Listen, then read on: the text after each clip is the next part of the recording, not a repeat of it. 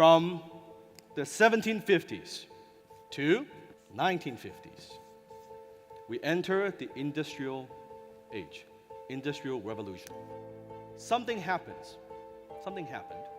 This is the first time in history that people who were born poor could be rich. First time in history. People who were born poor with no land, but they created something that made them rich. In the industrial age, machines equals wealth. Machines do more and more of the hard work. Thousands of years in the industrial age, and now we're transitioning to industrial age. All the farmers who were peasants, farmers, they have a little shack to live in, right? That's how it works. The industry, the industrial tycoons, and they say to the farmers, hey, instead of working every day, 7 days a week, 14, 15, 16 hours every day, come work in my factory. You only work 5 days a week, only 9 to 5. You can take the weekends off. You and Eth will go to Palm Springs. Have a good time. You mean it? More than that, if you do that, you come, don't work in the farms, come work in my factory. By the time you get to 65, I will take care of you. Now, think about it.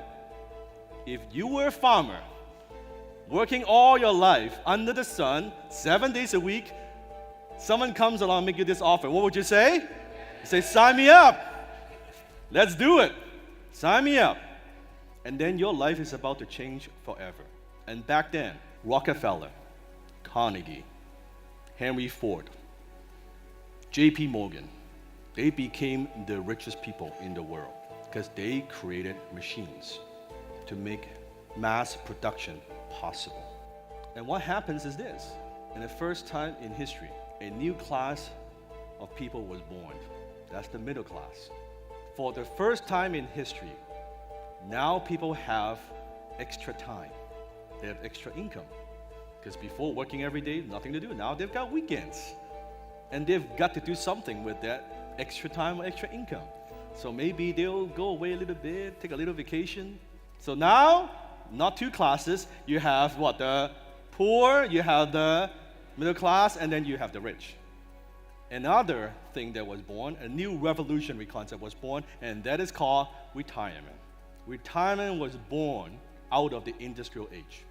I'm going to work at this job, 9 to 5, for 40 years. If it's good, then I'm going to retire. That's the concept from the industrial age. And what happens is this. You go home and you talk to your family. So imagine Joe working in the factory, right? One day the manager comes to Joe and says, hey, Joe, you are doing a very good job in the factory. Doing things, you're productive. Here's what we're going to do.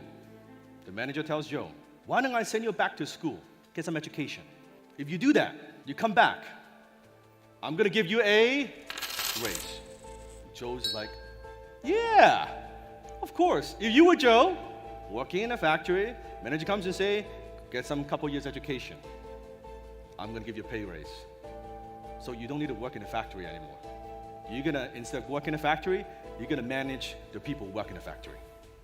So Joe comes home, sitting down with the kids. Hey, kids, you know, the boss comes to me today, and he said if I go to school for a couple years, and then I go back there, I don't need to work in the dirty factory anymore. I'm going to get a raise. We're going to make more money. And Joe tells all the kids, kids, if you don't want to work in the factory like I did, what do you need to do? You got to go to school. All the children are quiet while they read. You got to get good grades. So you don't need to work in a factory like your dad did. These boys are slagging. And the kid's like, okay, Dad, I get it. I'll make sure I go to school. I'll get good grades. It's working. He's now managing the people who works the machines. A couple years later, the manager goes to Joe, hey, Joe, you're doing such a phenomenal job. Tell you what, why don't you go back to school for 2 more years? Get an MBA. Then you don't even need to manage the people who manage the machine. You'll manage the people who manage the people who manage the machine. And I'm gonna pay you double what you're making right now. Joe is like, what is he gonna say? Sign me up! Went back to school for 2 more years. Graduate. Now I have that piece of paper. Now, Joe's making twice as much. Managing the people who manage the people who manage his machine. And Joe goes back and sits down with the kids at dinner table again. Kids, holy shit. You know what? Don't just go to school for 4 years. Go to school for 6 years.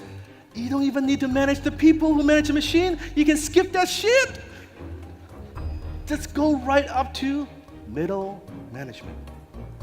You can skip all of that. Does that sound familiar? That's where the concept was born, from the industrial age.